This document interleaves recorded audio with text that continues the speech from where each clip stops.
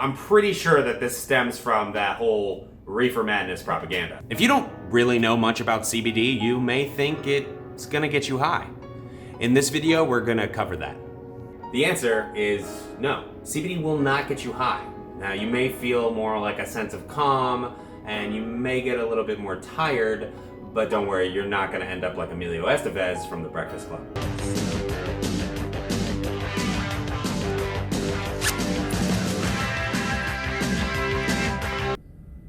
Intoxication from cannabis is only going to come from THC, or tetrahydrocannabinol, which is the main psychoactive component in marijuana. So basically, CBD-infused hemp products have such small amounts of THC that it's really not going to make you go all reefer madness.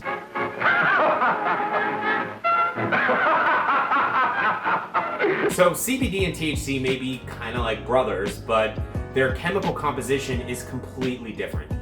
Basically saying that it's not gonna mess with your cognitive functioning. Wait a minute, CBD and THC come from the same plant, so why wouldn't CBD get you high? Good question. Let's start with the basics. Cannabidiol, or CBD for short, is the second most active component of the cannabis herb. It is directly derived from the herb plant. However, CBD and THC are very different. In the simplest way put, THC gives you that high, euphoric feeling, while CBD just does not. Now let's get a little bit more complicated. Researchers have identified two receptors in our body that respond to cannabis, which is hemp and marijuana. The receptors are known as CB1 and CB2 receptors. Now, these receptors are a part of a larger endocannabinoid system, which we don't really have time to cover, but let's just say that it helps you regulate your hormone secretion to influence appetite, mood, and energy. The CB1 receptors are most prominent in your central nervous system, while CB2 receptors are found more in your peripheral nervous system. Now, I know this is probably confusing, so basically, whatever affects CB1 receptors are more likely to have psychoactive effects since they affect the brain and the spinal cord, and CB2 receptors will affect the rest of your body, reducing inflammation without giving you that high feeling that marijuana brings. Now, THC is most likely to bind to CB1 receptors, which will trigger that euphoric high we were just talking about, while CBD is more likely to bind to CB2 receptors, which is why it reduces inflammation without giving you that high. Now, both THC and CBD can be found in marijuana, but marijuana plants are actually bred to contain an average of 5 to 20% of THC, while hemp plants have much lower levels of THC and much higher levels of CBD, which is why CBD extract is taken from hemp.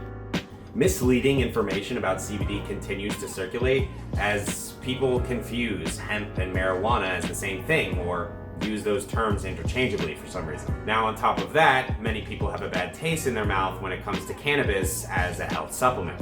I'm pretty sure that this stems from that whole reefer madness propaganda. In this film, you will see the ease with which this vicious plant can be grown in your neighbor's yard, rolled into harmless-looking cigarettes, hidden in an innocent shoe. Now, luckily for us, as of late, the acceptance of medical marijuana and the broader awareness of CBD has kind of started to break down those stigmas. Okay, I believe it. CBD won't get you high, but what about a drug test? Is it gonna make me fail a drug test? Got you there, huh? Well, actually, you're not the only one asking this question. Many people are asking the question is if they use CBD, will they fail a drug test? And it's understandable because of the confusion between THC and CBD. However, drug tests are actually created to identify THC, not CBD. So basically, it's extremely difficult for hemp extracts to test positive for THC, since there's such low amounts of THC in those hemp extracts. Yes, you heard me correctly. I said extremely difficult, not impossible, because it is possible to fail a drug test if you took CBD. The only qualification is that you ingest 2,000 milligrams of CBD in one day. Jesus.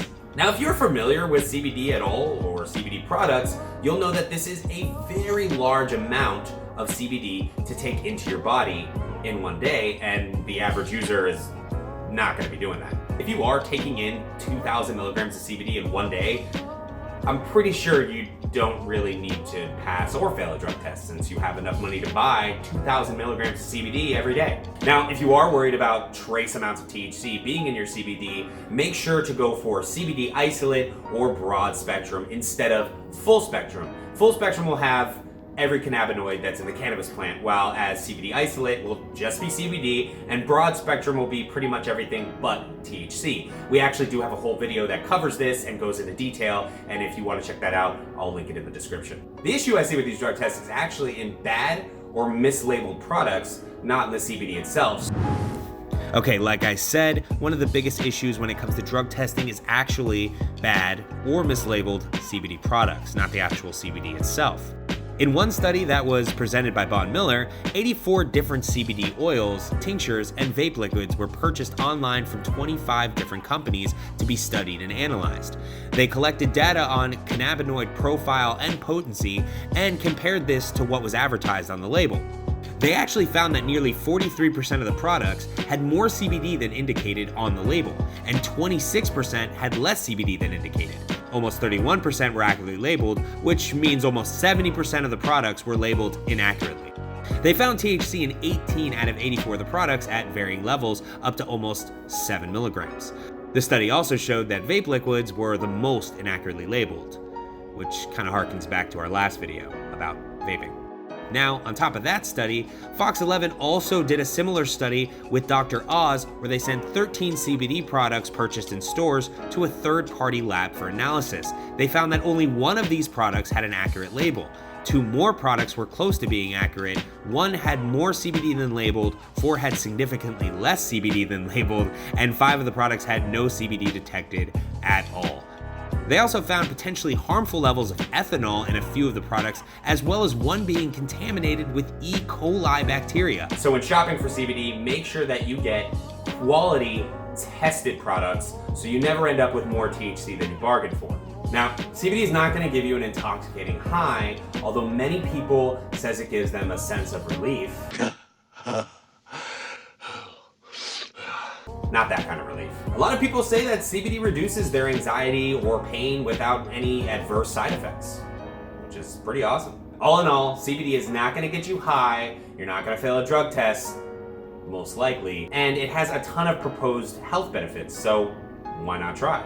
Now, if you're interested in trying CBD and don't want to fail your next drug test, we have carefully selected some products below that are guaranteed to relieve your stress without you failing the next test. That was lame. Anyways, I'm gonna link those products in the description below. If you enjoyed this video, it would be super awesome of you if you liked it and shared it. But whether or not you do, have a great day.